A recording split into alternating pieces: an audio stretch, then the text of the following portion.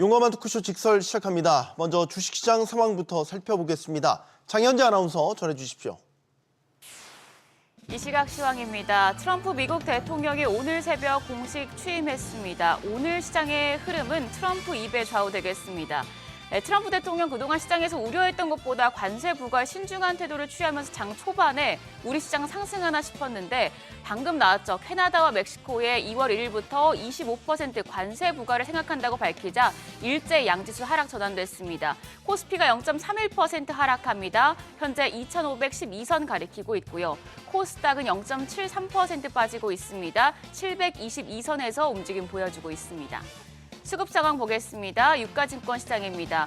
오늘 개인과 외국인은 팔고 기관만 사고 있습니다. 기관 1,126억 원 매수 우위 기록 중이고요. 반면에 외국인이 지금 매도 물량을 다시 늘리고 있는 모습이죠. 672억 원 팔자 포지션 취하고 있고 개인 93억 원 매도 우위 기록 중입니다.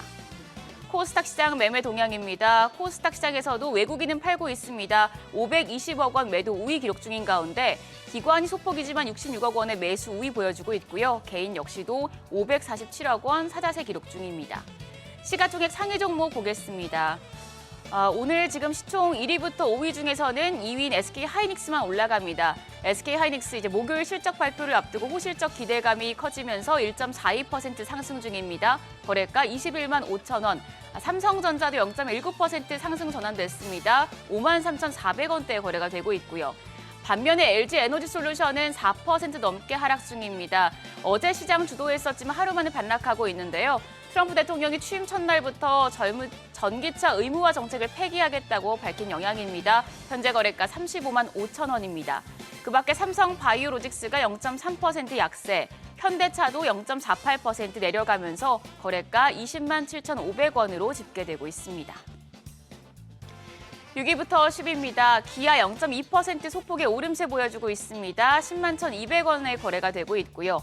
반면에 셀트리온이 0.6%, 삼성전자 우선주가 0.23% 하락 중이고 KB금융도 내려갑니다. 0.34% 약세로 거래가 8만 8,500원. 더불어서 네이버까지도 0.24% 조정받고 있습니다. 현재 거래가 20만 4천 원입니다. 코스닥 시가총액 상위 종목들도 흐름 체크하시죠. 오늘 2차 전지 대표주 일제히 하락합니다. 에코프로비엠이 8% 넘게 급락하고 있습니다. 12만 6,400원에 거래 중이고요. 시총 4위의 에코프로도 5.26% 약세 보여줍니다. 6만 1,200원에 거래되고 있습니다.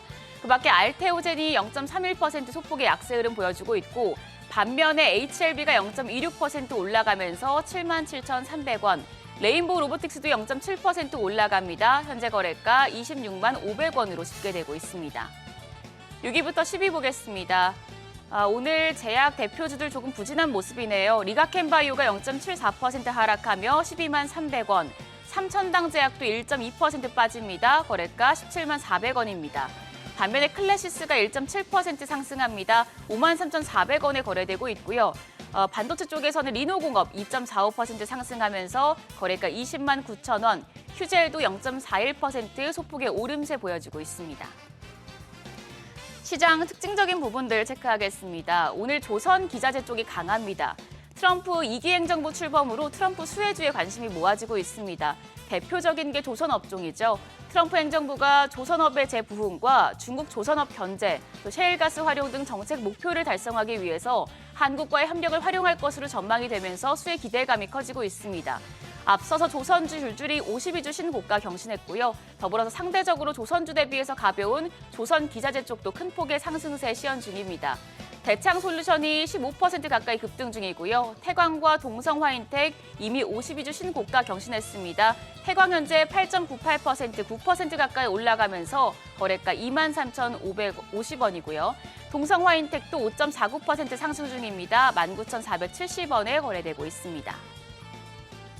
TA항공 관련주도 살펴보시죠. 경영권 분쟁 이슈가 있는 TA항공 관련주 어제 시간 외 거래에 이어서 올라갑니다. 대명 소노그룹이 TA항공 경영진에게 내용 증명을 보내서 기존 경영진 퇴진을 요구하고 유상 증자를 통한 자금 조달을 요구했다는 보도가 나오자 관련주 일제히 급등하고 있습니다. 티웨이홀딩스가 거의 상한가에 근접할 정도로 지금 시세 분출 중입니다. 993원에 거래되고 있고요. 티웨이항공이 10.28% 급등하면서 3,380원, 예림당도 17% 넘게 시세 분출 중입니다. 2,610원대에 거래되고 있습니다. 더불어서 대명 소노 시즌까지도 5% 가까운 상승 흐름 유지 중입니다. 환율 보겠습니다. 오늘 환율 크게 빠지면서 출발했죠. 1,437원대에 문을 열었고 9시 10분 기준으로는 1,333원대였는데요. 지금 아까 이제 트럼프 대통령이 멕시코와 캐나다의 관세부가 생각하고 있다는 소식이 나오면서 환율이 다시 올라가고 있습니다. 현재는 1,442원대에 거래되고 있습니다. 지수 다시 보겠습니다. 오늘 시장 장중의 흐름 예의주시해서 보셔야겠습니다. 코스피와 코스닥 다시 좀 하락 전환이 되면서 코스피가 0.19% 약세로 2,515선, 그리고 코스닥 0.68% 하락하면서 722선에서 움직임 보여주고 있습니다. 트럼프 수혜주들은 장중에 상승세 계속해서 유지할 수 있으니 그 부분까지 체크해서 확인하시죠. 지금까지 시장 상황 확인했습니다. 네, 계속해서 시장의 다양한 이슈들을 풀어보는 시장 따라잡기로 이어가겠습니다. 오늘은 IM증권 염정 영업부장 모시고 이야기 나눠보겠습니다. 네. 자, 트럼프가 돌아왔습니다. 예. 트럼프가 정식으로 47대 대통령으로 취임을 했고 지금 하나둘씩 이야기들이 나오고 있는데 행정명령에도 서명을 하고 있고 네. 우리가 주목해야 될 이슈들도 지금 부장님 나오고 있습니다. 일단 장 분위기부터 진단을 좀 해주시죠. 네, 사실 이제 취임식에서 우리가 우려했던 관세에 대한 코멘트가 없었기 때문에 네. 오늘 장 초반 시작은 우리 시장 상당히 강하게 시작을 했습니다. 대부분 업종들이 상승으로 출발을 했다가 지금 한 9시 50분경을 기점으로 해서 트럼프 대통령이 캐나다와 멕시코에 2월 1일부터 관세 부과에 대한 생각이 있다라는 코멘트와 함께 지금 빠르게 지수는 하락 전환하고 있고요. 지금 외국인 수급, 기관 수급이 모두 다 지금 매도로 좀 돌아서고 있는 모습입니다. 여기에다가 지금 원달러 같은 경우에도 취임식 직후에는 1,430원대 초반까지 환율이 좀 안정화됐습니다만 지금 또 빠르게 환율이 또 상승을 하면서 지금 1,441원 움직임을 좀 나타내고 있는 상황. 트럼프의 말 한마디 한마디에 지금 우리 시장 오늘 또 변동성을 크게 가져갈 것으로 보여지고 있고요. 제가 그래서 지금 뉴욕 시간을 다시 한번 챙겨보니까 네. 저녁 8시경이에요. 아직까지 좀 추가적인 코멘트가 더 나올 수 있을 거다라는 생각이 들기 때문에 오늘 우리 시장은 이전 트럼프의 입에 좀 좌지우지될 수 있는 하루가 되지 않을까라고 생각이 듭니다. 네. 트럼프 취임사에 대한 내용, 뭐 예상했던 부분대로 미국 우선주의에 대한 천명 이런 부분들은 나왔지만 우리가 이제 구체적인 디테일을 따져봤었을 때 가장 걱정했던 관세에 네. 대한 부분, 바로 뭐 취임 첫날 행정명령을 통해서 관세를 높이는 방안을 시행하겠다 이런 건 없었는데 예를 들면 캐나다에 대한 관세 부과 방침이 나온다라든지 조금씩 구체화되는 모습을 보이면서 또 여기에 우리 시장이 영향을 지금 받고 있는 이런 양상입니다. 네. 자, 하나씩 또 짚어보죠. 에너지 비상사태에 대한 선포 이야기 네. 나왔었는데 실제로 오늘 뭐 전기차 의무화 방침이라든지 네네. 바이든 행정부 때 했던 그런 맞습니다. 뉴딜 정책, 그린 뉴딜 정책들을 또 뒤엎는 조치들이 네. 시행됐습니다. 네, 일단은 에너지 시추라든지 에너지 보안에 대한 부분을 기존에도 이야기를 했었고요. 네. 지금 이번 취임식에서는 이제 전기차 의무화 폐지, 2030년까지 전기차 의무화 50% 달성에 대한 부분을 전격적으로 폐지함에 따라서 지금 전기차, 2차 전지 관련된 섹터는 직격탄을 좀 맞을 수밖에 없는 상황이고요. 여기서 추가적으로 이제 IRA에 대한 보조금이라든지 세액공제에 대한 부분이 구체적인 내용은 아직은 나오지 않았습니다만 1차적으로는 전기차 의무화 폐지는 일단 기정사실화됐다라고 좀 볼 수 있겠습니다. 네. 그리고 이제 친환경 섹터도 최근에 좀 반등이 올라왔었습니다만 친환경 섹터도 오늘은 일제히 좀 다 같이 급락하는 분위기를 좀 나타내면서 일단은 기존 에너지원에 대한 화석연료에 대한 부분 그리고 오히려 자동차 쪽에서는 자동차 업종에서는 내연기관차에 대한 확대에 대한 부분이 조금 시장에선 주목을 받지 않나라고 생각합니다. 그럼 우리는 내연기관차, 완성차 업체면 현대차, 네. 하고 기아가 여기에 네, 바로 오늘 해당될 수 있겠군요. 그렇죠. 오늘 장 초반에 현대차와 기아, 특히나 기아의 상승폭이 좀 눈에 좀 띄었었는데요. 네. 오늘 그래도 제한적으로 하락폭을 좀 가져가곤 있네요. 이제 전기차 의무화 폐지라는 것은 현대차, 기아에게는 악재가 될 수 있지만 저는 반대로 이에 대한 부분이 기회가 될 수 있다라고 생각합니다. 기존의 이제 완성차 업계들은 전기차에 대한 전환 속도가 상당히 느렸었고요. 그에 대한 부분에도 캐즘이 나타난 상황 속에서 현대차, 기아는 오히려 하이브리드 차량에 대한 비중을 좀 높여가면서 전기차와 내연기관차 사이에서의 절충책을 저는 가지고 있다라고 좀 생각하고 있습니다.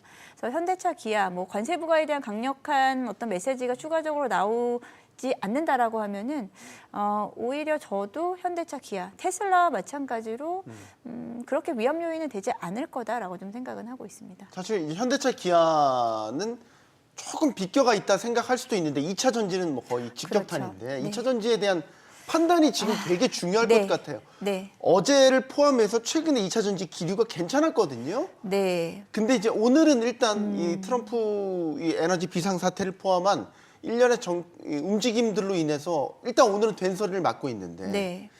글쎄 어떻게 보십니까? 이게 반등 구간에 있다라는 트레이딩 관점에서 반등 구간에 있다라는 데는 큰 이견이 없는 것 같은데 기조적으로 봤었을 때 네. 트럼프 시대에 2차 전지가 계속 영향을 받긴 받을 것 같은데. 네. 네. 사실 2차 전지 우리나라 이제 주식시장에서 2차 전지와 전기차에 대한 종목들의 비중이 사실 좀 꽤 높은 편이죠. 그렇죠. 네. 시총 상위 종목들 우리 코스피 쪽에는 LG에너지앤솔 그리고 삼성 SDI 같은 종목들이 포진되어 있고요. 또 코스닥에는 에코프로 그룹주들이 움직이기 때문에 이러한 종목들이 지수를 사실은 하단을 계속해서 좀 끌어내리는 상황이었습니다. 어쩔 수 없이 전기차 의무화 폐지, 미국의 전기차 의무화 폐지에다가 아직까지는 이 전기차 캐즘에서 벗어나는 글로벌 움직임이 좀 나타나고는 있지 않는 상황이기 때문에 단기간으로는 업황 자체에 대한 개선세가 우리가 기대하기는 다소 조금은 시간이 걸릴 것 같다라는 생각이 들고요.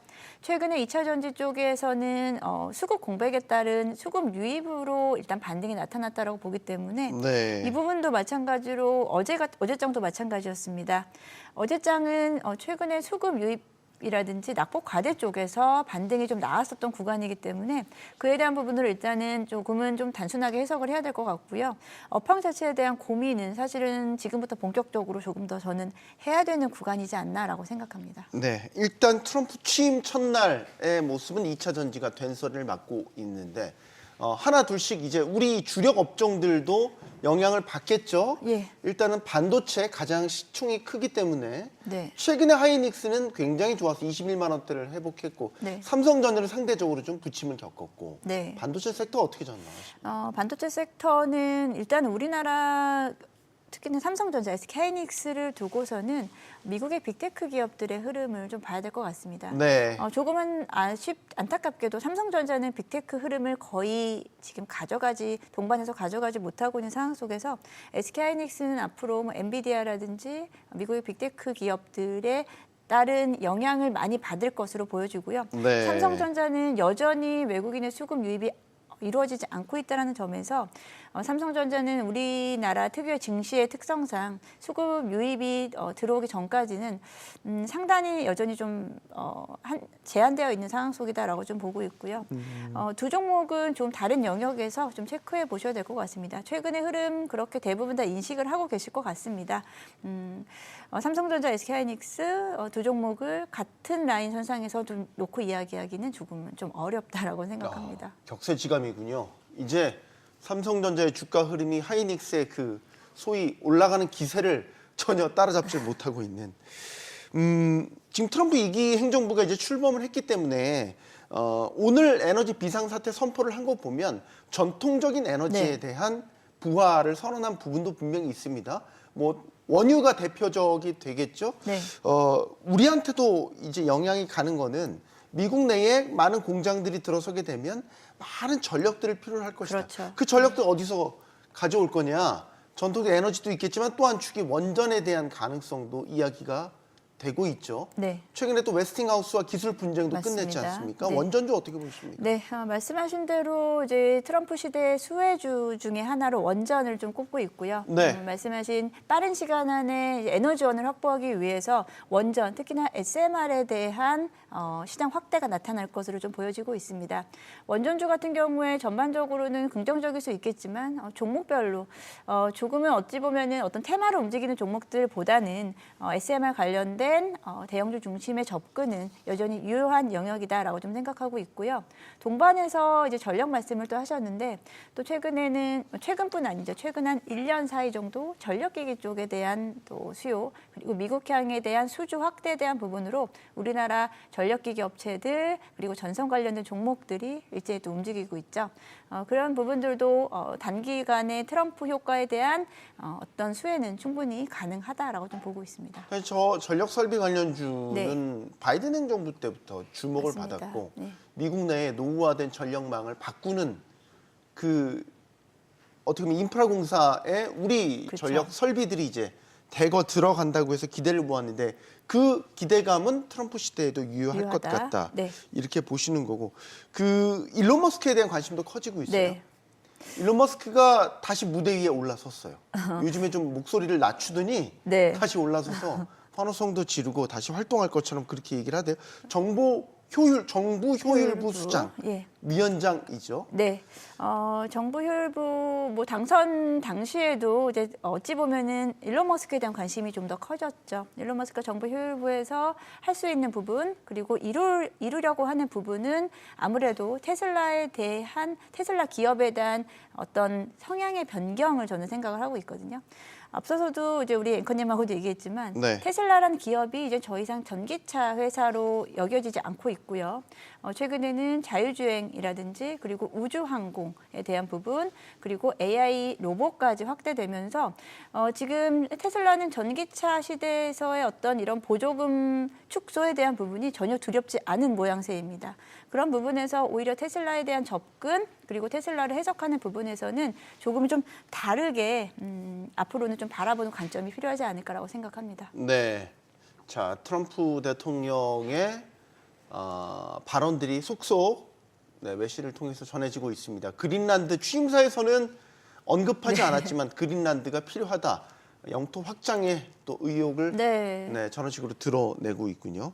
자, 트럼프의 저런 어떻게 보면 미국 우선주의 정책 또 영토 확장주의 이런 것들이 결국 금리나 환율에 어떤 영향을 줄까 고민을 많이 하게 되는데 네. 일단은 트럼프 취임 전에 환율이 최대한 많이 치솟았었어요. 맞습니다. 네. 근데 이제 앞두고는 좀 진정이 됐는데 네. 이제 오픈을 딱 했단 말이죠. 이제 또 어떻게 될 거냐. 또 고환율을 갈 거냐. 네. 종잡을 수가 없단 말이죠. 네, 지금. 말씀하신 대로 종잡을 수 없는 게 지금 또 원달러 환율이다라고 좀 보고 있는데요. 일단 오늘도 이제 크게 변동성을 좀 가져가고는 있습니다. 트럼프의 관세 정책을 좀 더 강하게 부과할수록 관세에 대한 부과를 강하게 어필을 할수록 원달러 환율에 대한 상방에 대한 변동성이 좀 커질 것이다라고 좀 생각을 하는데요.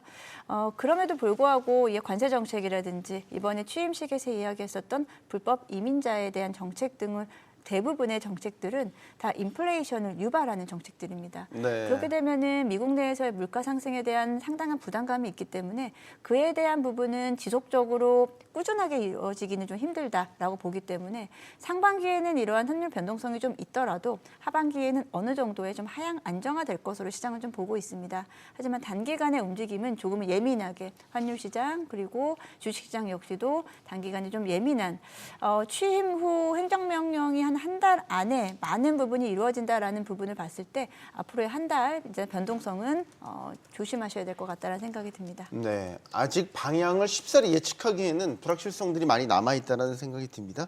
또 하나 기대했던 건 가상자산 시장이었죠, 예. 사실. 취임사에서 뭔가 전략 자산화에 대한 네. 이야기들이 있을 것이다. 근데 일단 취임사에서 내용은 빠졌었어요. 네. 그런데 지금 이제 또 하나둘씩 트럼프의 네. 언급이 나오는 거 보면 또 모르겠다는 네, 말이죠. 아까 말씀드린 대로 아직 뉴욕 시간이 아직은 시간이 좀 남아 있다라고 합니다. 네. 그러니까 취임식 이후에 추가적인 계속해서 코멘트가 나오면서 우리 시장의 그 부분이 대부분 다 지금 즉각적으로 반영되고 있는 상황인 것 같고요.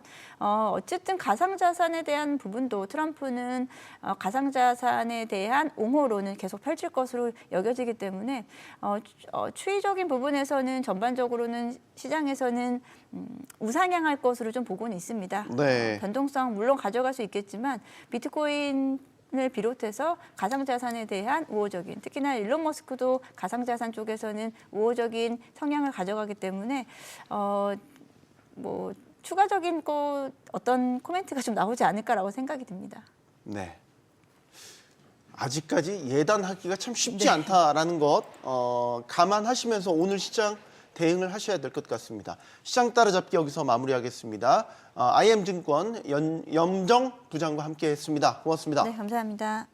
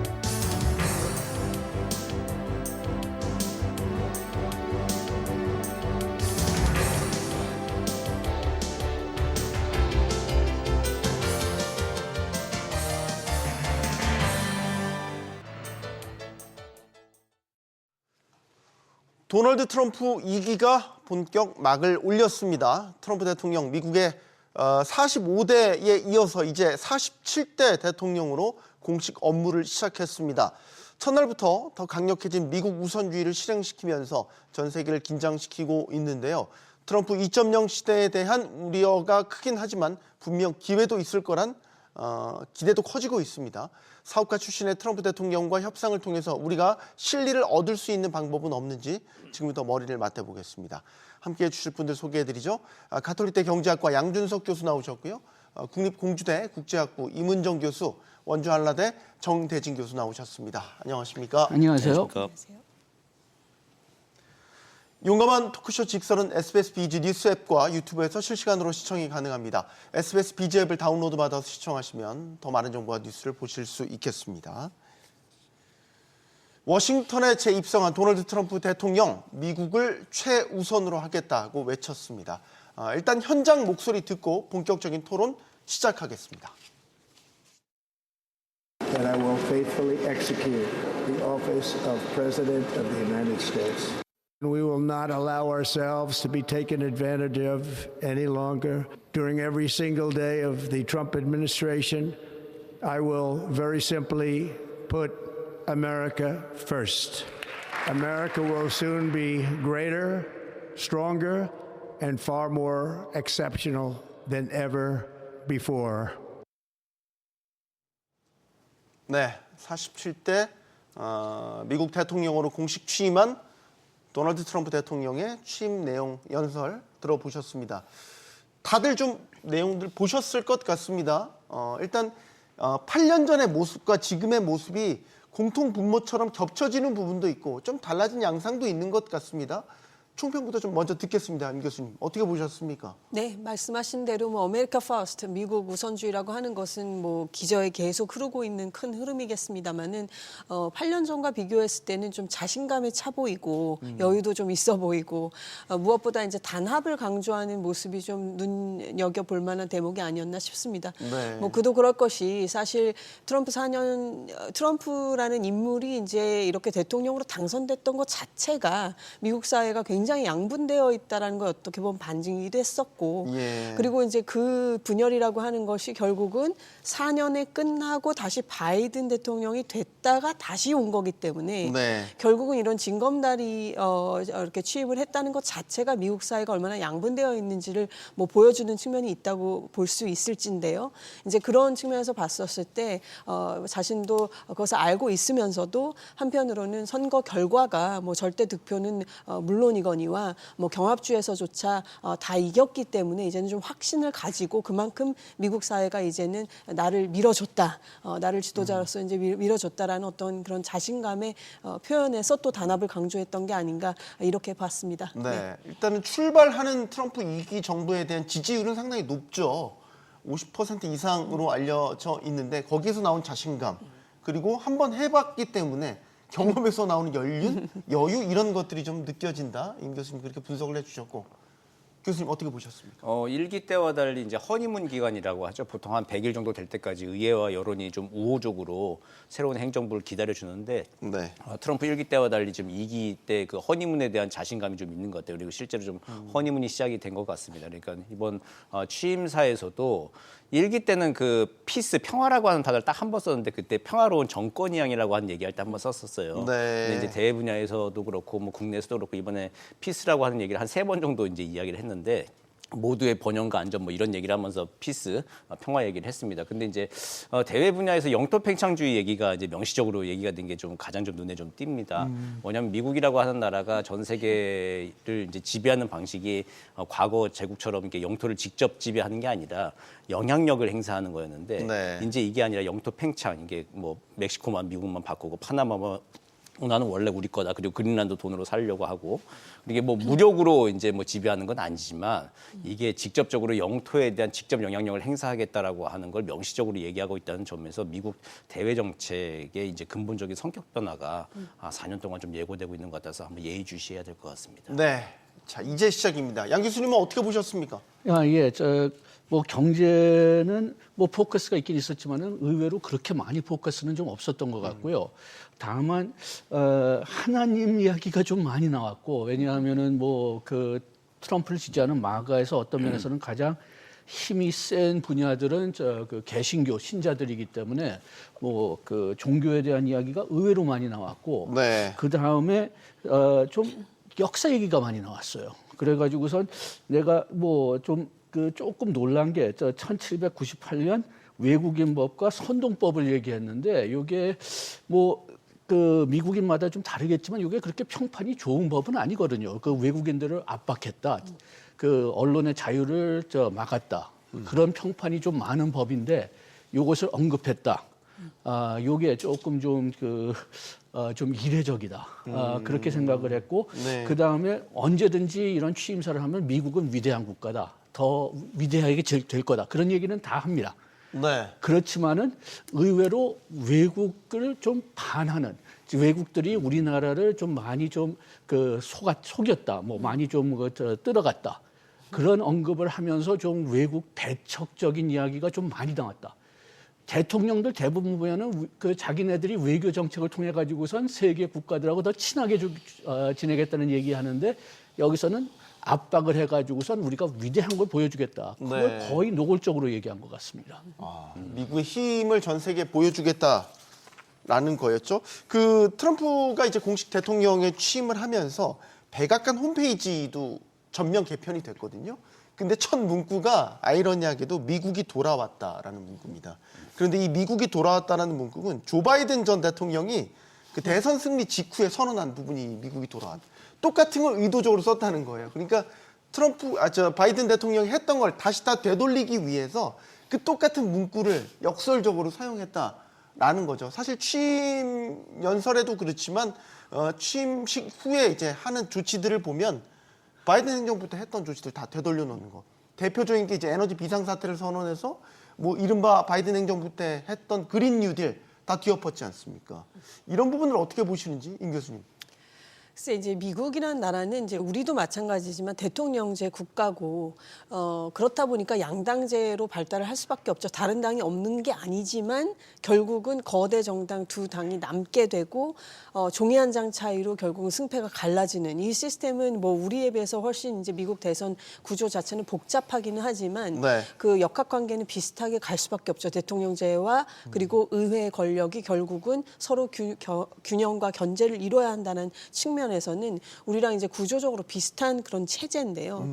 이제 이런 체제의 국가들을 볼 때 우리나라도 마찬가지입니다만은 결국은 하는 것이 뭐가 그렇게 다른가 양쪽 당이 결국 수렴되는 부분이 있음에도 불구하고 결국은 반대당을 끌어내리는 거거든요. 네. 그게 이제 기본적으로 옆 나라 뭐 예를 들면 일본 같은 경우는 뭐 이제 영국식 의회제를 받아들였기 때문에 이제 소위 다수당의 총리가 되는 경우가 확률적으로 가장 높은 거 아니겠습니까? 그러다 네. 보면 이제 충돌이 의회 권력과 행정 권력이 충돌하기보다는 수렴되는 것이라면 이런 대통령제에서는 결국 의회 권력 내지는 다수당이 될 수 있는 의회에서 그쪽하고 충돌이 벌어지는데 말씀드리고 싶은 요지는 뭐냐면 요컨대 민주당이나 공화당이나 미국 패권주의에 대해서는 같다는 얘기인 거죠. 네. 같은 거고 그것을 표현하는 방식이 상대당이니까 반대하는 것이고 끌어내리는 것이지 네. 그렇다고 해서 두 당이 굉장히 미국이란 나라가 패권이 아니어야 된다고 생각하는 이는 아마 없을 겁니다. 미국 네. 정치인들 중에서 아마 그렇게 좀 이해를 하시면 될 것 같고요. 그래서 이런 수사라고 하는 것도 결국은 나의 정치적인 반대당에 대한 어떤 표현의 다름이 아니지 않나 그냥 그렇게 보고 있습니다. 저는. 네. 8년 전에는 트럼프 그 대통령이 취임하던 날에는 반 트럼프 시위도 되게 큰 규모로 있었거든요. 네버 트럼프라고 해서. 근데 물론 이번에도 반 트럼프 시위가 있긴 했었지만 그 규모가 굉장히 많이 쪼그라들었다라고 해요. 그러니까 지지율도 높은 편이고 상원 하원 다 지금 공화당이 장악했지 않습니까? 전반적으로 좀 정부 초기에 힘을 받을 수 있는 여건들이 마련된 것 같기는 해요. 날씨가 트럼프를 많이 도와준 거. 아, 그것도 그러네요. 가장 좀- 칸이어서 예, 가장 바깥에서 좀- 이게 시위하시기가 쉽지 않을. 그렇죠. 이제 모여서 밖에서 시위하기는 상당히 좀 힘든 상황. 영하 20도 체감 온도가 그렇다 보니까 네. 그게 좀 트럼프도 많이 도와준 것 같기도 하지만 뭐 반 트럼프 정서는 좀 많긴 많겠지만 8년 전과 좀 달라. 8년 전에는 보면은 그때 뭐 뉴욕 타임즈나 워싱턴 포스트가 항공기 사진 이용해가지고 취임식 자체의 사람들은 별로 없고 네. 그리고 반 트럼프 시위대는 사실 많고 이제 이런 것들을 막 보도하고 한 적이 있습니다. 이제 거기에 대해서 이제 트럼프 측에서 굉장히 발끈하고 막 그랬었는데 그랬죠. 이번에는 어쨌든 지금 뭐 그 의회 의사당 안에서 이제 취임식을 열기도 했지만 꽉 채웠고 지금 캐피털원 아레나에도 이제 자리 꽉 채우고 못 들어가서 지금 난리인 그런 상황들이죠. 그리고 빅테크의 CEO들이 다 이게 트럼프 바로 패밀리 바로 뒷자리에서 자리를 지키고 있는 이런 상황들을 봤을 때 어쨌든 지금 트럼프가 강력하게 의회도 장악을 하고 행정부도 장악한 굉장히 트럼프 입장에서는 미국의 황금기를 얘기하지만 사실 트럼프의 황금기인 거죠. 네. 그 황금기를 맞이했기 때문에 기업이나 뭐 전 세계 이제 정상들이나 외교가나 다 이제 줄대기를 일단 좀 할 수밖에 없는 그런 상황들인 것 같습니다. 그 연설할 때 그 전직 대통령들 뒤에 자리하잖아요.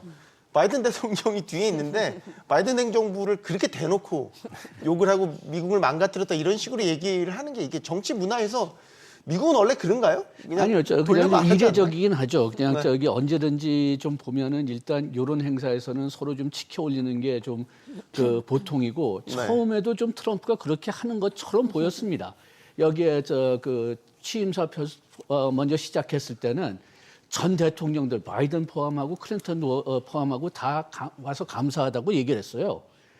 그렇게 해서 그거를 좀 피한 것 같다 얘기를 했는데 나중에 후반 쪽에 갔을 때는 그냥 완전히 그냥 전 그 대통령 정책을 때리는 그런 모습을 보였는데 그런데 글쎄요 뭐 그 제가 그래서 이거 취임사 끝난 다음에 혹시 그 텍스트가 있는지 한번 좀 찾아봤는데 텍스트가 있는 거 보니까 그 뒷부분이 없더라고요. 그렇게 해서 이게 처음 준비했는지 아니면 마지막 단계에 가가지고선 그냥 더 했는지는 좀 나중에 나오는 보도를 좀 봐야 되겠고, 그 다음에 이번에 트럼프에 대한 반대가 좀 드물었다.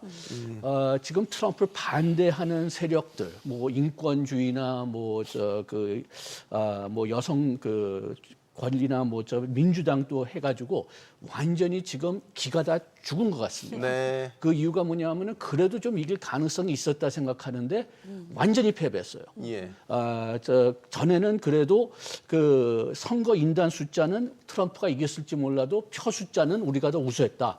그렇게 해서 민주주의가 왜곡됐다고 주장할 수가 있었는데 지금은 표 자체도 적고, 그 다음에 전에는 그래도 그 상원은 건졌는데 이번에는 의회 다 적고, 그렇게 되니까 지금 완전히 그냥 그 트럼프를 반대했던 세력이 완전히 좀 흐지부지하게 됐고 완전히 기가 죽었기 때문에 네. 그렇기 때문에 당분간은 이 세력들이 다시 좀 조직화될 때까지는 좀 그 트럼프가 좀 그 갈 길이 좀 확 뚫려 있는 것 같습니다. 이번에 아까 빅테크 잠깐 말씀 주셨는데 빅테크 그 미국의 소위 이제 그 빅테크 오너들이 다 참석을 했고 우리 한국에서도 재계 그 오너들이 참석한 사람들이 정영진 회장이라든지 아니면 쿠팡의 김범석 의장 대표적인 인물들인데 자리 배치도 보니까 그 장관 내각 입각자들보다 더 앞부분에 배치를 했다고 그러더라고요.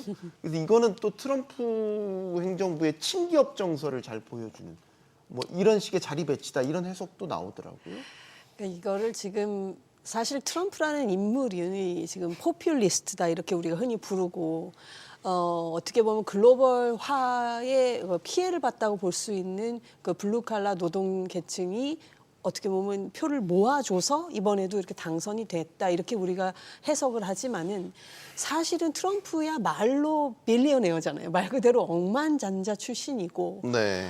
뉴욕 출신이고 뉴욕이라는 도시 자체가 세계에서도 억만장자들이 모여 있는 도시고 그러면 힐러리 클린턴이라고 하는 또 다른 이제 뉴욕 출신의 거물 정치인에 대해서 굉장히 비판을 했었지만 네. 트럼프는 트럼프대로 뉴욕에서 굉장히 어떤 금수저 중에 또 금수저잖아요. 말씀드리고 싶은 요지가 뭐냐면 결국은 트럼프는 주변이 다 억만장자들이죠. 뭐. 네. 이게 억만장자 클럽인데 그렇기 때문에 이걸 금권 정치다.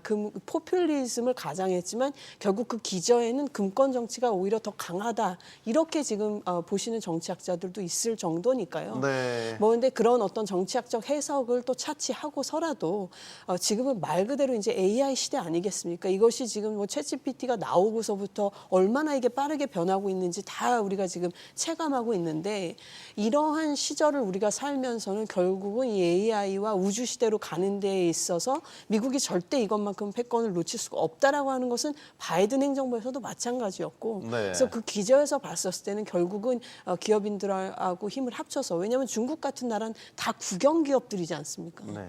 국가가 주도를 해서 하는데 이 시장경제 자본주의 체제는 국가가 모든 걸 주도해서 갈 수는 없지만 그럼에도 불구하고 유사한 내지는 그 이상의 월등한 퍼포먼스를 보이려면 어떤 그런 협력이라고 할까요? 연대가 필요하다라고 하는 인식이 있지 않는가. 그거에 대해서 그리고 공감하는 부분들이 분명히 있지 않는가. 공유되고 있지 않은가. 이렇게 저는 보고 있습니다. 이게 네.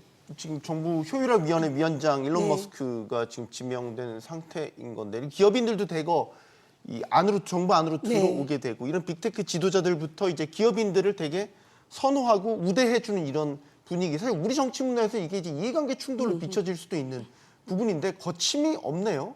이게 예. 특히 트럼프 행정부 더 그런 것 같아요. 그렇죠. 이제 미국이라고 하는 나라 문화를 우리가 굉장히 좀 많이 다릅니다. 그러니까 우리는 뭐 시스템, 투명성 뭐 강조해서 뭐 블라인드 면접도 하고 막 이제 이런 게 뭐 끼리끼리 문화 이게 청산하려고 많이 노력을 하는데 네. 미국에서는 이게 나쁘게 보면 끼리끼리일 수 있겠지만 어쩌면 인사이드 자기 안에 들어와 있어 검증된 사람들을 가장 우선시하는 게 미국 문화의 가장 기본적인 기점들. 그래서 일할 때도 그래서 미국 누나들 보면은 그 자기 동생들 뭐 법무장관도 시키고 하잖아요. 케네디 같은 경우에도 자기 가족들 관직에 앉히고 하는 거 거기에 대해서 크게 반감이 없습니다. 왜냐 검증된 사람이 가장 로열티가 있는 사람들이고 네.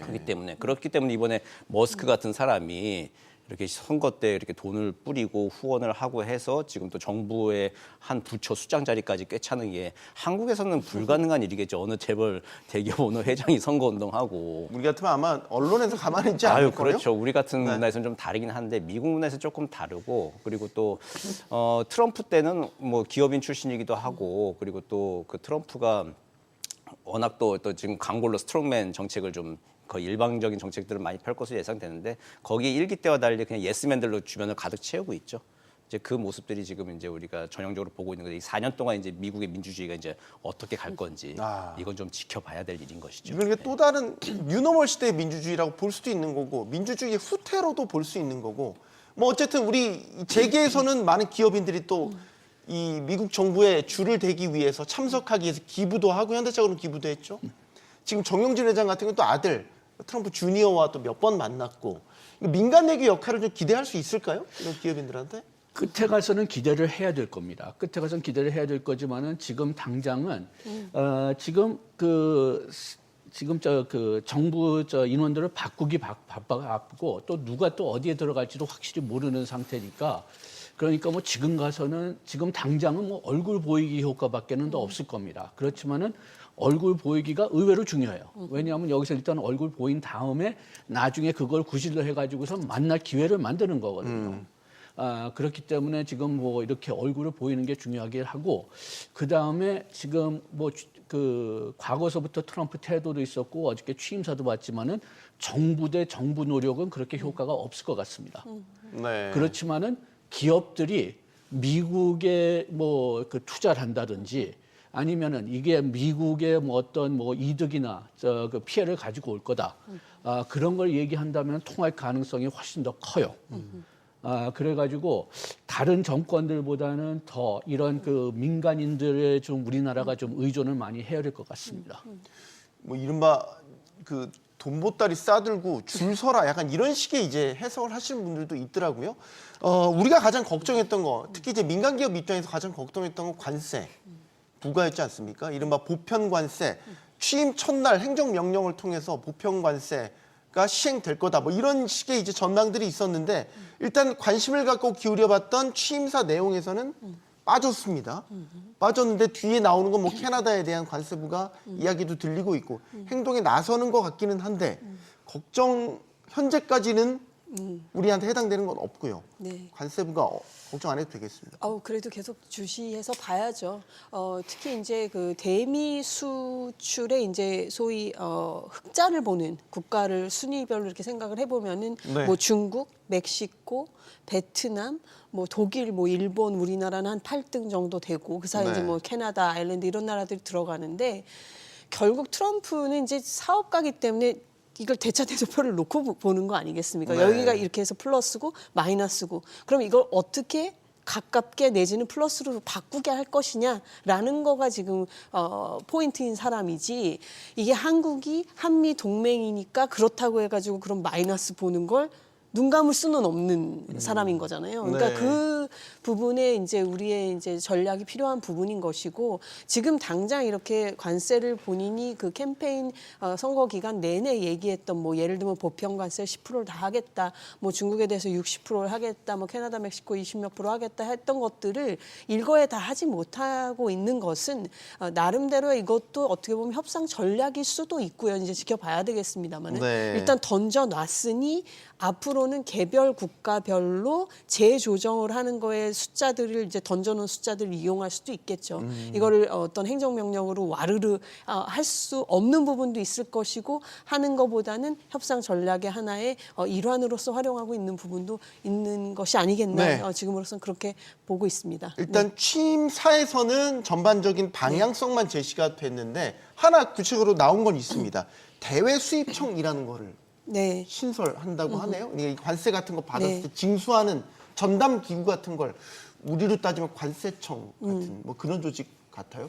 이건 이제 구체적인 액션 플랜 중에 하나인 것 같습니다. 예, 뭐 관세 전쟁 같은 거 벌여가지고 이제 따로 이제 수입이 생기는 거 있지 않습니까? 1기 때 같은 경우에는 중국과 관세 전쟁을 해가지고 생긴 한 160억 달러 정도를 이제 자국 내 그 농가 보조금으로 또 집행을 좀 하기도 했습니다. 이제 이런 식으로 관세를 이제 걷어가지고 그걸로 이제 국내 이제 취약계층이나 그리고 또 이제 취약 산업에 대해서 이제 보조금 정책들을 이제 하겠죠. 이제 그걸 하려고 하는 대외 수입청을 지금 만든다라고 하는 건데 멕시코, 캐나다 25%를 먼저 부과해. 뭐 중국 가장 먼저 할 것 같았는데 네. 멕시코, 캐나다 이제 하는 걸 보면은 뭐냐면 하나하나씩 중국 때리기 진영 구축을 하면서 서서히 중국의 목을 조르는 그런 그 진지전을 좀 구축하고 있는 겁니다. 뭐냐면 1기 때 중국에 대해서 무역 전쟁을 벌여놨더니 다른 나라, 특히 우리나라 같은 나라들이 특히 멕시코 경유해가지고 우회 수출들을 많이 했단 말이에요. 그래서 자기들 적자가 나고 하는 건 여전히 그냥 별로 극복이 되지 않았단 말입니다. 그렇기 때문에 멕시코, 캐나다에서부터 일단은 25% 관세를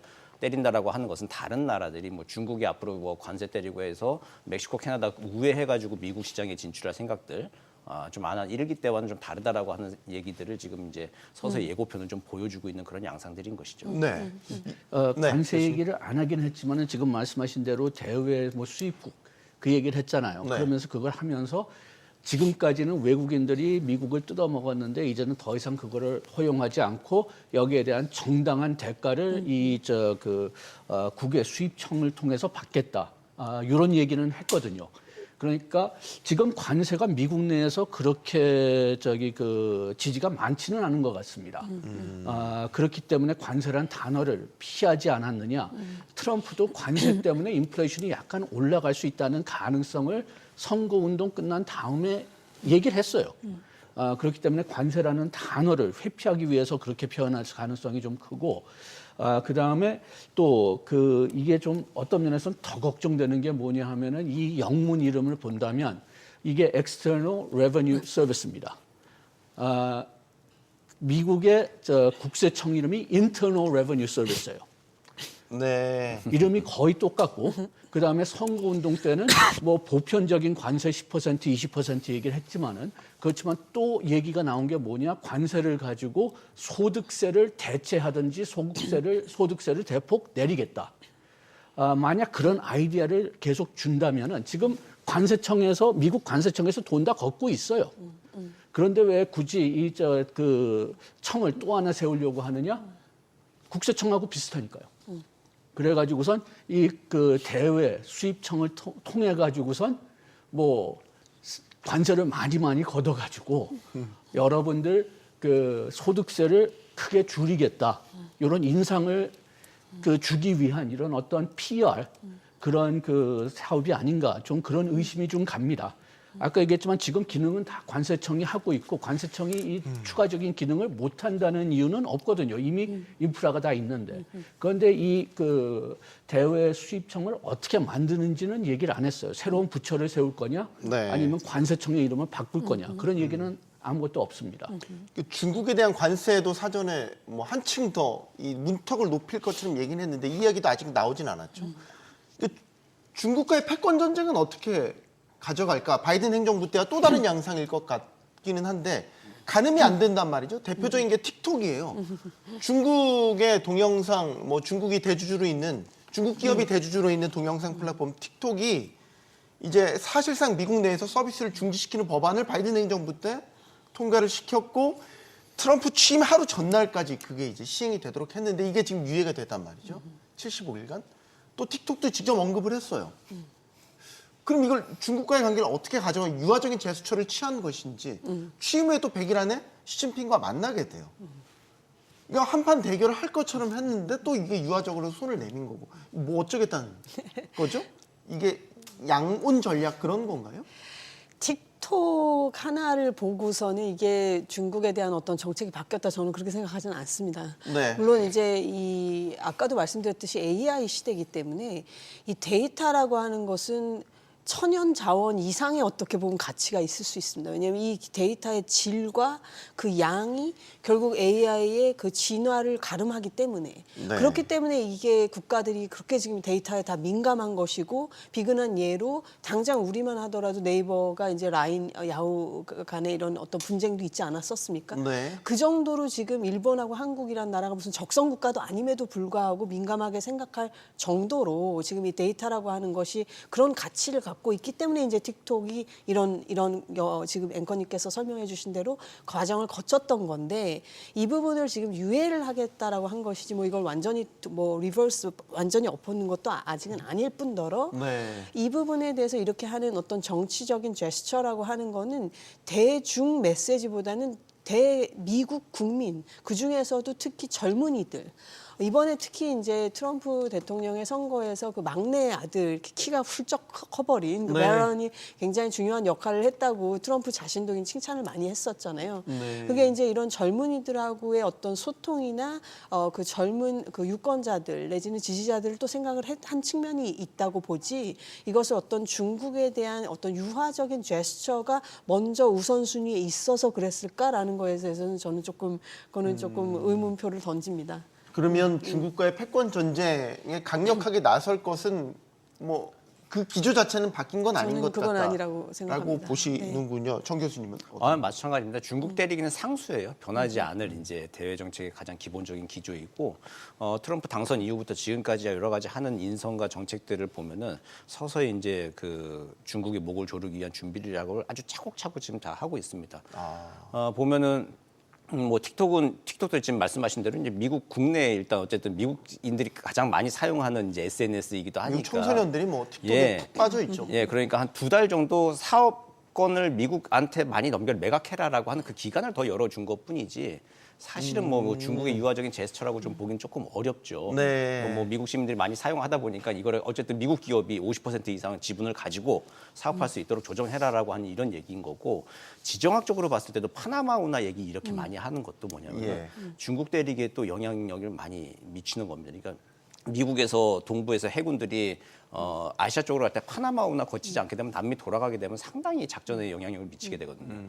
그리고 또 뭐냐 베네수엘라 문제가 있어요. 베네수엘라가 세계 1위의 이제 산유국이잖아요. 그 원유 매장량 가지고 있는데 이게 1기 때 베네수엘라를 워낙 트럼프 1기 때 제재를 가하다 보니까 베네수엘라가 아주 싼 값에 중국으로 원유를 많이 수출을 하고 있습니다.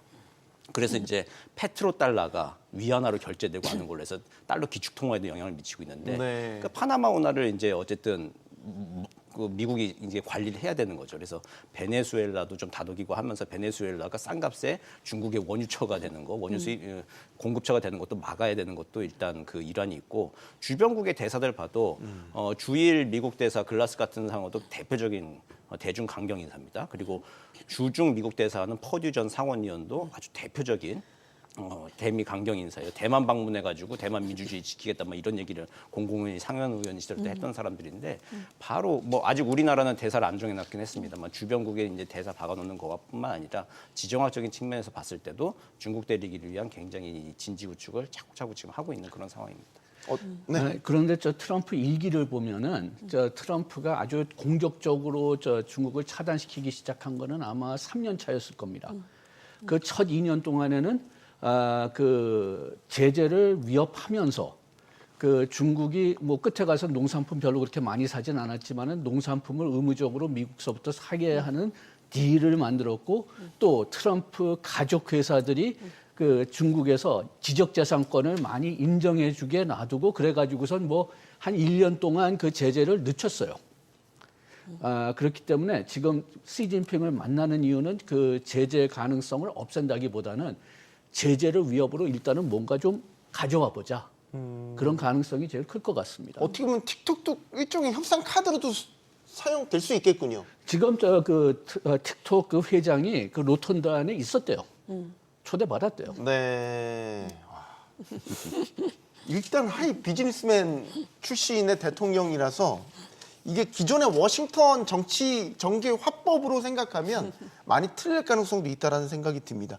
결국에는 이런 식의 이제 관세 정책부터 중국과의 패권 경쟁에 있어서 우리가 우려하는 건 뭐냐면 우리는 이제 수출 의존도가 높은 국가다 보니까 결국에는 지금 우리 자유무역 체제의 기조가 아예 이제 그 블록화되는 이런 지역 경제로 바뀌게 되면 우리한테는 수출에 큰 타격이 있을 거다. 지금 우리 이미 수출이 좀 줄고 있어요. 일단 그 이달 수출 실적 잠깐 소개해드리면 20일까지 수출이 전년 대비 5.1%가 감소를 했습니다. 그러니까 작년 상반기까지는 아주 두 자릿수대로 강력하게 그 성장을 하다가 하반기부터 점차 누그러지더니 이제는 하락세로 이제 돌아서는 이제 이런 양상을 보이고 있단 말이죠. 결국에는 이런 관세 정책, 중국과의 패권 경쟁은 또 다른 보복 관세를 불러일으키게 되고 수출을 많이 해야 되는 우리로서는 좋은 환경이 만들어진다 이렇게 볼 수 없겠죠, 교수님. 참 이게 우리 같은 나라 참 난감한 게 네. 한때는 너무 중국에 수출한다고 얼마나 미국이 우리를 비판을 했었습니까? 네. 너네는 우리의 동맹인데 너무 미국 시장에 비해서도 지금 중국 시장에 의존하는 비중이 너무 높다. 그걸로 한참 공격을 해서 기껏 결국은 미국 쪽으로 투자도 옮겨놓고 해서 지금 이제 대미 또 수출이 높아지니까 이제는 또 수출 흑자라고 그래가지고 어떤 면에서 조정을 당해야 되는 지금 이런 국면을 맞이하고 있다 보니 네. 참 뭐라고 표현을 드릴까요? 정말 진퇴양난인 것 같고 사면이 초간 것 같고 이런 이제 마음들이 많이 드실 텐데요. 한편으로는 저는 또 이런 생각도 해봅니다. 이제 이게 우리가 늘 GDP라는 개념에 좀 사로잡혀 있는데 GDP라는 건 말 그대로 국내 총생산 아니겠습니까? 이 네. 나라 안에서 생산되는 것이 얼마이냐 이거에 이제 우리가 또 그것이 하나의 지표가 될 수밖에 없는 또 현실이 있습니다만은 그 부분에 대해서도 조금은 더 이제 유연하게 생각할 필요가 있다. 왜냐하면 뭐 우리 기업이 우리 국내에서 활동하는 것만으로 지금 따질 수가 없는 부가가치들이 있지 않겠습니까? 근데 네. 이제 문제는 GDP 입장에서 생각을 해봤을 때는 우리 기업들이 그렇게 해외에서 활동을 한다고 해서 그것이 어떤 낙수 효과를 우리 국내에 갖고 오느냐. 지금 이 부분에 우리 지금 국민들께서도 굉장히 괴로워하시는 부분들이 있을 거라서 아무튼 이런 부분들을 조금 더 그림을 유연하게 생각하고 포괄적으로 생각할 수 있는 좀 이제는 그런 경제 어떤 정책의 전망이 필요한 시대가 아닌가 그렇게 말씀드려 보겠습니다. 취임사에서는 없었지만 네, 트럼프가 액션을 시작했네요. 기존 무역 협정을 재검토할 것을 지시를 했습니다. 여기에 우리 한미 FTA도 포함될 가능성이 지금 나오고 있습니다. 자유무역 협정 재검토할 가능성 직간접적으로 밝힌 바가 있죠. 이 트럼프가 귀환했다는 게 점차 체감적으로 지금 다가오고 있는 것 같습니다, 교수님. 예, 일기 때도 그 FTA 그 재협상 얘기가 나왔습니다. 근데 네. 일본이 가장 또 FTA 재협상 하는데 가장 좀 큰 문제였는데, 근데 그때 우리는 좀 발빠르게 가장 일본보다 먼저 가서 또 교섭을 시작을 좀 했습니다. 그랬죠.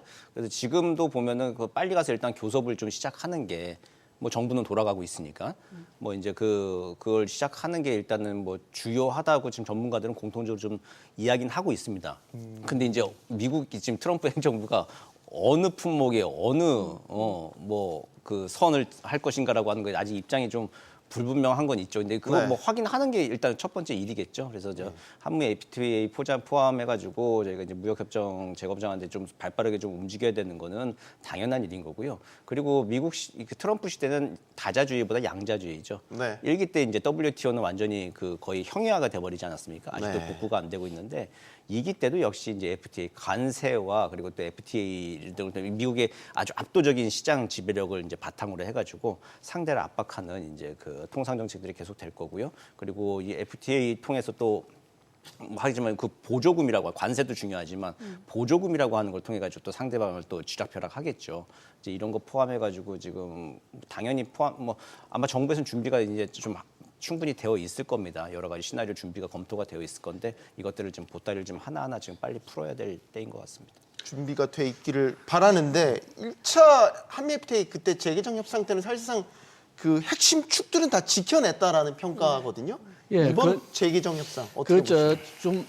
저는 개인적으로는 FTA를 재협상할 필요까지 있을까가 좀 개인적으로 생각합니다. 왜냐하면은 그 트럼프 일기 때 우리가 한미 FTA를 좀 부분적으로 수정을 했긴 했었고, 그 다음에 또 지금 뭐 한 두세 군데에서 똑같은 얘기가 나오지만은 트럼프가 원래는 한미 FTA를 철회시키고 싶었는데 그 옆에 있는 장군들과 관료들이 막았다는 이야기가 지금 계속 나오고 있거든요. 그 다음에 지금 캐나다의 25% 관세를 2월 1일에 때리겠다는 속보까지 지금 나와 있는데 그게 다 USMCA, 과거 나프타. 나프타를 좀 USMCA로 많이 트럼프 일기 때 수정했는데 자기가 수정한 것도 이제는 안 지키겠다. 네. 자기 부정을 하는군요. 예, 그 다음에 또 그 트럼프의 그 과거 그 사업 그 기록을 보면은 자기한테 편할 때는 계약 무시했어요. 그렇기 때문에 그 트럼프하고 지금 재협상해봤자 그렇게 큰 필요가 있을까? 저는 개인적으로는 좀 의심을 가지고 있고 차라리 그냥 뭔가 주고받으면서 일단 4년을 어떻게 좀 빼나가고 다음 정권 들어오면은 좀 국제 협약들을 좀 더 존중하는 그 정권이 들어오기를 좀 기대하는 게 좀 더 낫지 않을까 좀 그런 생각이 듭니다. 최대한 시간 끌기. 시간 끌기 되고 어차피 지금 FTA 뭐 우리가 뭐 미국한테 유리하게 바꾼다. 그렇지만은 한미 그 무역 그 미국의 그 무역 적자가 늘어난다면은 그러면 조건 다 무시할 거는 뻔하니까요. 근데 우리가 협상 테이블에 앉지 않으려고 해도 강제를 앉히려고 하지 않겠습니까? 아니요, 뭐 그러니까 어느 정도는 우리가 따라줘야죠. 네. 따라줘야지만은 별 효과가 없을 거라는 거죠. 사실 이제 반도체도 걱정인 게 우리가 이제 핵심 산업이라고 하면 뭐 여러 가지 2차 전지도 있고 반도체가 이제 시가총액도 크고 하잖아요. 반도체 미국 직접 투자도 상당히 많이 했고 여기에 또 보조금이 있지 않습니까? 각종 보조금을 지금 폐지할 움직임을 보이고 있는데 이 반도체 칩스법에 근거한 보조금이 폐지가 되면 삼성이나 하이닉스도 이게 문제가 되지 않을까라는 걱정을 하게 되는 이건 양 교수님께 먼저 듣겠습니다. 예. 네. 저는 반도체에 대해서는 아주 크게 걱정하지는 않아요. 왜요? 관세를 네. 때려도. 왜냐하면은 미국의 생산 시설이 없기 때문에 지금 한국 기업들하고 다 오라고 하는 거잖아요. 네. 그러니까 관세를 때렸다. 그러면 가격이 올라가니까 수요는 어느 정도 줄어들겠죠. 그렇지만 미국이 필요한 반도체를 얻을 수 있는 곳은 지금 일단 특히 메모리칩 같은 경우는 한국하고 대만밖에 더 없어요. 그러니까 관세 때문에 가격이 비싸져도 한국하고 대만하고는 일단은 다음 한 3, 4년 동안에는 살 수밖에 더 없을 겁니다. 최소한도 미국의 그 생산 시설이 늘 때까지는. 다른 제조업도 대부분은 저로 비슷하게 보고 있어요. 미국이 지금 왜 이렇게 제조업을 키우려고 하느냐 지금까지 많이 떨어졌기 때문에. 그러면 지금 생산 여력이 그렇게 많이 없다는 겁니다. 중국에 그렇게 관세를 때렸어도 그래도 그 대중 무역 적자를 줄이기는 했지만은 네. 그렇지만 그래도 아직도 엄청나게 큰 그 적자예요. 왜냐? 미국에서 만들 수 없으니까요. 아니면 관세를 때렸어도 미국에서 그거를 만들 수 없기 때문에 어차피 중국에서부터 살 수밖에 더 없었으니까. 오히려 더 걱정되는 거는 제3국 수출이에요. 우리나라의 제3국 수출. 왜냐하면은 중국에 대해서 진짜 60% 관세를 때린다면은 중국이 미국에는 못 팔겠지만은 그 상품들이 다른 나라로 갈 겁니다.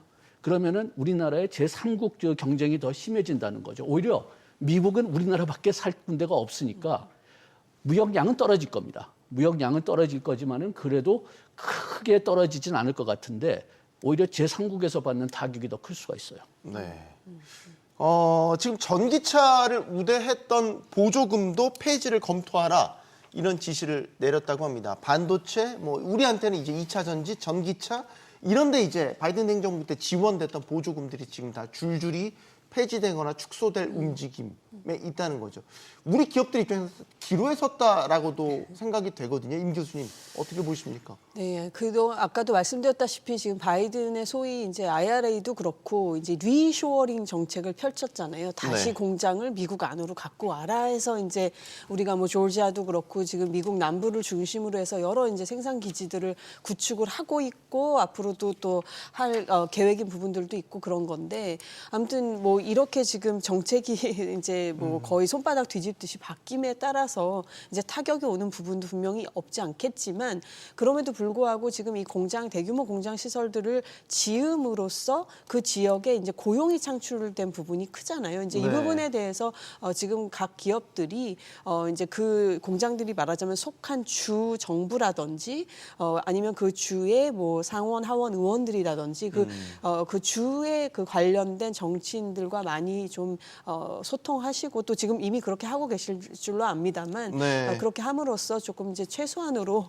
피해를 좀 줄일 수 있는 그런 좀 방책이 필요하지 않겠나 말씀드려 보겠습니다. 바이든 행정부 때 통과됐던 법에 근거해서 지금 나가는 보조금들이잖아요. 그렇습니다. 이게 인플레 감축법이라든지 칩스법 다 상하원 통과했고 공화당 민주당 합의하에 통과된 법들인데 아무리 트럼프가 무소불위의 권력을 휘두른 대통령이라 하더라도 미국 법상 이거에 대한 대체법이 나오기 전까지 이 법을 무력화시키지 못하는 거 아닌가요? 조금 시간이 좀 걸리는 거죠. 아무리 트럼프가 드라이브를 건다고 하더라도 공화당의 이제 또 의원들도 자기 지역구에 삼성공장, 현대공장 들어와 있으면 아무리 트럼프가 뭐라고 하더라도 이게 당장 그 뭐 당론 따라간다라고 하는 거죠. 트럼프 뭐 대통령 뭐 지시를 따라간다 이렇게 하기 쉽지는 않은 거거든요. 네. 그렇기 때문에 이제 의회와 워싱턴 조야에 전반적으로 좀 기대를 전 세계가 많이 걸고 굉장히 이제 설득하자라고 한 이야기를 공통적으로 전 세계가 지금 다 하고 있는데 시간이 조금 걸리긴 하는 겁니다. 그렇지만 방향 자체는 지금 트럼프가 정해놓은 거 있고,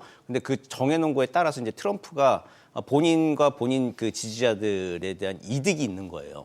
그동안에 또 이익을 좀 향유하겠죠. 1년이든 2년이든 간에 전기차 보조금 철폐하고 뭐 석유 산업 같은 거, 환경 산업들 이제 그 철폐시키고 하면서 재생에너지 같은 거 줄이고 하면서 석유 뭐 이제 이런 사업들, 전통적인 산업들의 이익을 보존해 주는 것들이 아마 그 기간들이 좀 있을 겁니다. 그게 이제 트럼프와 지지자들, 후원자들 사이의 허니문 기간일 거고요.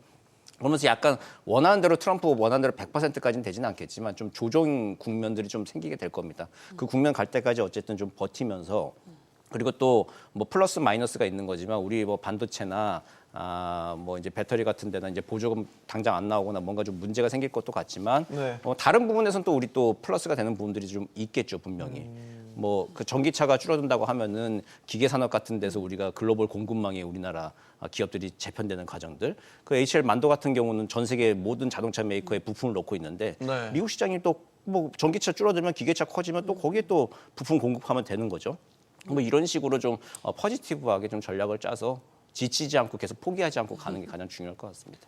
트럼프가 마음대로 다 할 수 있을까? 미국은 연방정부니까 주지사 권한도 되게 세잖아요. 대표적으로 캘리포니아주 같은 경우는 트럼프 정책에 반기를 들어서 우리는 계속 전기차 보조금 주 단위에서 지급하겠다 이런 이야기도 했잖아요. 예. 그러니까 일단 그 주에서 주기로 약속한 보조금은 거의 다 남을 겁니다. 그 다음에 지금 계약 다 된 보조금은 그대로 남을 거예요. 그런데 문제가 뭐냐? 아까 반도체를 얘기했지만은 반도체를 미국에 만든다면 지금 바이든 밑에 상무부 장관이 얘기했지만은 그 미국에서 만든 반도체가 대만에서 만든 거나 한국에서 만든 것보다는 20 내지 40%가 더 비쌀 거라고 합니다. 이번에 TSMC 미국 공장이 완료됐는데 거기서 만든 반도체가 대만제보다 한 30% 더 비쌀 거라고 해요. 그렇다면은 보조금을 계속 줘야 돼요. 그런데 계속 줄 거냐? 그게 첫째 문제고, 그 다음에 두 번째는 뭐 이건 바이든 행정부지만은 이번에 UST를 일본 철강 회사가 살려고 했는데 못 사게 했잖아요. 그런 식으로 외국인 투자 정책에 대해서 어떤 그 벌정책, 뭐 세금을 높인다든지 어떤 장벽을 만든다든지 그렇게 되지 않을까? 그런 가능성은 그래도 아직 있다고 보거든요. 네. 그렇기 때문에 일단 받은 보조금은 다 안전합니다. 그렇지만은 향후의 정책이 어떻게 바뀌느냐, 그거는 지금 일단 트럼프가 어떤 입장으로 나오는지를 좀 봐야 되겠고, 그런데 한 가지 희망을 좀 드릴게요. 지금 미국에서는 대통령 2번밖에 더 못 하잖아요. 네, 그러니까 마지막이죠 이제. 예, 상당히 많은 사람들이 기대하는 게 트럼프가 레임덕크 되는 겁니다. 조기 레임덕이 올 수 있다. 예. 그러니까 지금 경제 정책이 이제 뭐 첫 1년 동안은 허니문 때문에 트럼프 정책이 통과될 수밖에 없을 거고, 그것 때문에 이제 뭐 여러 정책, 우리한테 좀 불리한 정책이 많이 일어날 거지만은, 그렇지만 그것 때문에 미국 경제 성장률이 떨어진다든지, 특히 미국 물가가 비싸진다든지, 인플레이션이 올라간다든지 하면은 트럼프가 의외로 빨리 레임덕크가 될 수가 있어요. 네. 어떻게 보십니까? 이게 조기 레임덕이 이제 정권에 있어서는 뭐 아주 치명타가 될 수 있는 건데, 반대로요, 양 교수님, 재선 걱정 안 해도 되잖아요. 재선 4년을 자기 하고 싶은 대로 후회 없이 하고 아니, 그냥 그런데 난 쿨하게 떠날래. 공화당은 계속 남잖아요. 그러네요. 네, 당이란 이름이 분명히 있기는 하군요. 레임덕 가능성 있다고 보세요? 뭐 지금 워낙 지지도가 높기 때문에 지금은 상상할 수 없는 그림이긴 한데, 만약에 지금 계획대로 핀트가 하나씩 어긋나기 시작한다면 말씀하신 대로 지지율이 뭐 급락할 수도 있겠죠. 네. 다음 또 저희가 짚어볼 주제가 금리와 달러의 방향입니다. 이게 달러의 패권이라는 건 언제나 미국한테 중요하잖아요. 근데 이제 트럼프는 분명히 이제 예를 들면 제조업 공장들 다시 다 미국 안으로 들여오겠다.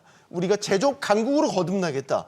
그러면 달러의 이 기조 자체는 지금 상당히 이제 비싼 편인데 싸게 유지하는 게 더 낫다라고 이제 얘기들을 하고 있잖아요. 지금 그러니까 지금 트럼프 자신도 지금 무엇을 원하는지를 모르는 것 같아요. 왜냐하면은 지금 강달러가 유지되는 이유가 궁극적으로 미국 그 달러가 기축통화기 때문입니다. 기축통화가 된다면은 무역 적자로 넘어갈 수밖에 없고 왜냐하면은 그 외환 보유액으로 국가들이 달러를 가지고 있어야 되니까요. 그렇게 해서 그 달러를 다시 리사이클링하지 않고 자기 나라가 가지고 있기 때문에 미국은 무역 적자를 볼 수밖에 없어요.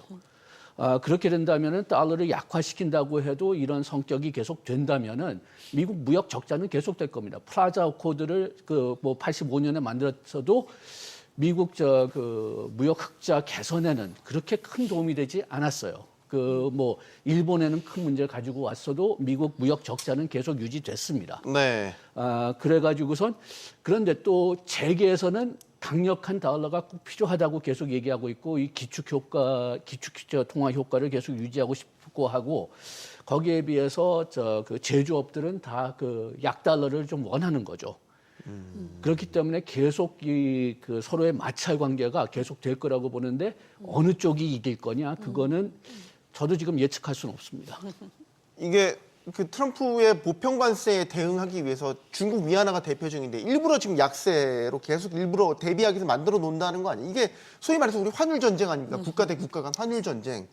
이런 식의 끝에 결과가 누가 승기를 잡게 되는 건지 모두가 패자가 되는 건 아닌지 이런 걱정들을 하지 않을 수 없어요. 저는 개인적으로 모두 패자가 될 가능성이 제일 크다고 봅니다.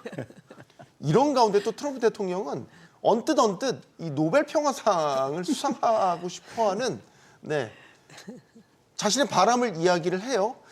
자, 그런데 또 중요한 얘기를 했습니다. 그 소위 미국이 이제 경찰 국가로서의 역할들을 했었는데 그런 역할에서 대폭 물러나겠다라는 게 이제 취임 연설 내용 중에 들어가 있더라고요. 러시아 우크라이나 전쟁과 관련해서도 개입할 여지를 딱히 드러내진 않았고 이번 이스라엘과 그 하마스 간의 평화 협정과 관련해서도 이게 언제까지 유지되겠냐 이제 이런 식의 좀 뭐랄까 좀 부정적인 시선을 드러냈더라고요. 이런 부분에 대해서 어떻게 보십니까? 그러니까 미국이 적극적으로 개입하지 않을 것 같은데 앞으로 그럼 전쟁들이 어떤 식으로 흘러가게 될까? 지금 딱 걸려 있는 게 중동, 러시아 우크라이나 또 러시아 우크라이나 전쟁에는 북한군도 파병이 돼 있기 때문에 우리와도 또 간접적으로 연결이 돼 있고요. 우리 지금 양 교수님 말씀해 주신 게 참 너무 좋은 그 참고가 되는데요. 본래 미국이라고 하는 나라의 패권은 당연히 월등한 군사력, 당연히 월등해야 됩니다. 타의 추종을 불허할 정도로 월등한 군사력이 일단 전제가 된 상태에서 달러에서 그 힘이 나오는 것인데 달러에서 힘이 나온다라는 건 달러가 기축통화이기 때문에 말씀하신 대로 양 교수님께서 말씀하신 대로 그렇기 때문에 무역 적자는 끌어안고 가는 거여야 합니다. 사실은 이론적으로 말씀을 드리자면. 근데 그것이 이제는 아니라고 부정하는 것이 이제 트럼프의 어떻게 보면 정치인으로서의 아이덴티티지만 이 한 사람의 어떤 정체성이라기보다는 지금 그것이 미국 국민이 어떻게 보면 원하고 있는 그 방향성이지 않습니까? 더 이상은 이런 마이너스를 끌어안고 소위 지금 본인의 그 취임 연설에서도 나왔지만 거의 남의 나라 소위 조금 속된 표현입니다만 퍼주는 식으로 그렇게 갈 수는 없다라고 하는 문제의식이 지금 가장 기저에 깔려있는 문제의식이기 때문에 지금 우리가 모든 것이 지금 바뀐다고 이렇게 지금 보는 것이고요. 그렇게 봤었을 때는 전쟁도 이번 그 취임 연설에서도 그 표현이 나왔죠. 더 중요한 것은 우리가 앞으로 전쟁에 쓸데없이 휘말려들지 않는 것이라는 표현이 나옵니다. 그래서 이제 더 이상 이런 어떤 남의 일에 소위 말하는 남의 일에 과도하게 끼지 않겠다. 그 얘기는 어떻게 보면 제국주의적이라고 봤던 다 일일이 개입하고 교통 정리하려고 하고 그러면서 무역 정장 끌어안고 이런 거를 이제 안 하겠다고 하는 의지의 표현인 거니까요. 그런 차원에서 봤을 때는 이미 뭐 각자 도생의 시대고요. 지금은 그리고 이제 러시아가 결국 결국은 주권국가의 영토를 그 침범을 한 그 순간부터 이미 지금 뭐 유엔의 소위 안보리의 상임 이사국이지 않습니까? 거부권을 갖고 있는 그런 나라가 이미 이런 행동을 보였기 때문에 이미 그런 우리가 알고 있던 어떤 뭐라고 그럴까요? 이런 텍스트에 있는 유엔 헌장에 있는 이런 것들이 지금 너무 무색해진 그런 시절을 살고 있어서 다시금 우리 그 분단 국가인 우리에게도 경각심이 필요한 그런 시대다라고 말씀을 드리겠습니다. 그 트럼프와 함께 트럼프 예를 국방장관 지명자라든지 최근에 발언들을 보면 북핵과 관련해서도 이게 의도된 건지 무지해서 온 건지 모르겠는데 예를 들면 북한 핵보유국처럼 이제 언급을 한다라든지 트럼프가 근데 다시 이 북한 김정은 위원장을 얘기를 하면서 뉴클리어 파워라는 이야기를 또 했어요. 이것도 논란이 될 만한 소지가 있죠. 나의 기원을 반길 것이다. 그럼 또 과거 일기 때처럼 직접 만남도 추진될 수 있다. 이런 전망도 가능할 것 같은데 교수님 어떻게 보십니까? 뭐 오늘도 지금 북한을 핵 보유국이라고 트럼프가 직접 지칭을 해줬습니다. 네. 이게 그 핵 확산 금지 조약에 있는 핵 무기 국가와는 다른 거예요. 그 핵 무기 국가는 지금 핵무기를 실제 가지고 있는 규범적으로 공인된 미국, 러시아, 중국, 영국, 프랑스 5개 국가를 뜻하는 거의 고유 명사라고 봐도 됩니다. 근데 이 밖에 다른 나라들은 이제 핵무기를 가지고 있다 하더라도 이들을 핵무기 국가를 안 부르고 핵 능력 국가 무슨 뭐 핵보유 국가 이렇게 부르는데 네. 북한에 대해서 이제 요 반열의 이름을 지금 트럼프 행정은 붙여주고 있는 거예요. 이게 아까 말한 그 노벨 평화상들과도 여러 가지 연관이 되어 있는 건데 트럼프는 내년 2026년 11월 달에 중간 선거가 있는데 올해 별다른 성과가 안 나면 내년 상반기부터 선거 국면 돌아가면은 그때부터는 그냥 레임덕입니다. 남는 게 아무것도 없을 수 있어요. 근데 네. 남기고 싶은 가능한 이제 레거시, 유산이라고 하는 게 이제 노벨 평화상일 수 있겠죠. 그러다 보니까 우크라이나 전쟁 종식하는, 근데 말처럼 쉽지 않겠죠. 우크라이나 전쟁 종식이. 가자 전쟁도 지금 어떻게 될지 몰라요. 그랬을 때 갑자기 방향 틀어가지고 김정은과 대화해야 되는 건 이제 필수적인 일입니다. 그걸 위한 빌드업 과정이겠죠. 김정은과 이제 핵 보유국 인정해 줄 테니까 핵 구축 협상 네가 원하는 거 하자라고 하는 걸로 대화를 좀 유인하려고 하는 빌드업, 군불 지피기의 일환으로 실수는 아닌 것 같고요. 좀 의도적으로 좀 뭔가 어쨌든 대북 어프로치를 위한 여건 조성 작전을 지금 하고 있는 상황입니다. 그럼 직접 만날 가능성도 있다고 보세요? 시간 과거 문제- 싱가포르 회담이나 하노이 회담 때처럼? 네, 시간 문제일 것 같고요. 언제 어떤 기회에 하느냐라고 하는 문제일 것이지 아마 직접 대화를 분명히 좀 시도를 하게 될 것 같습니다. 그때도 걱정했던 게 임 교수님 네. 우리가 이제 소위 패싱, 네. 한국 패싱 우려였잖아요. 북미 직접 대화가 우리가 좀 불편한 면이 분명히 있는 건데 트럼프는 1대1 양자 협상을 선호한다. 북한과의 담판 이런 식으로 지어지게 된다면 우리 입장이 얼마나 반영될 것인가. 그렇게 그 부분이 제일 지금 걱정되는 부분이고 따라서 지금 우리의 이 정치적 혼란 상황이 참 아쉽고 안타까운 게 이제 그런 부분이죠. 왜냐하면 이게 굉장히 선제적으로 어떻게 보면 대응을 해야 되는 부분인데 네. 지금 정 교수님께서도 말씀을 해주셨지만은 사실 지금 이 NPT 체제라고 하는 것이 굉장히 흔들리고 있습니다. 지금 이거는 이제 단지 북한만의 문제도 아닙니다. 이제는. 그래서 이 부분이 지금 굉장한 지금 도전을 많은 나라에게 자유 진영에 있는 국가들한테 비핵무장을 하지 않기로 작정했던 자유 진영 국가들에게 지금 엄청난 근본적인 질문들을 던지고 있거든요. 존재론적인 질문을 던지고 있는데 이런 고민은 비단 지금 우리만 하고 있는 것도 아니고 뭐 옆나라 뭐 일본도 마찬가지고 지금 유럽에서조차도 물론 거기는 핵 공유라고 하는 시스템이 별도로 있습니다만 네. 그럼에도 불구하고 이 NPT 체제가 과연 얼마나 더 유지가 될 수 있을 것인가라고 하는 거에 어떤 근본적인 그 질문을 던지는 게 바로 이 지금 이 북한과의 이 대화 문제이기 때문에 네. 거듭 말씀드리지만 하여튼 우리의 이 정치 상황이 이렇다 할지라도 그럼에도 불구하고 이것이 굉장히 세계사적 의미를 갖는 부분이라는 것에 대해서 다시 한번 우리 사회가 좀 경각심을 가져야 되지 않나 말씀드리겠습니다.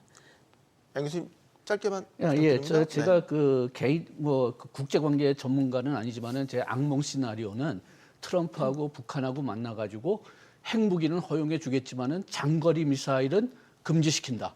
군축 협의나 한다. 네, 군축 협의나 그렇다면은 한다. 네. 우리나라에 대한 위협은 계속 유지되지만은 미국에 대한 위협은 거의 다 없어지거든요. 그런데 트럼프는 충분히 그런 협상을 할 수 있을 사람 같습니다. 네.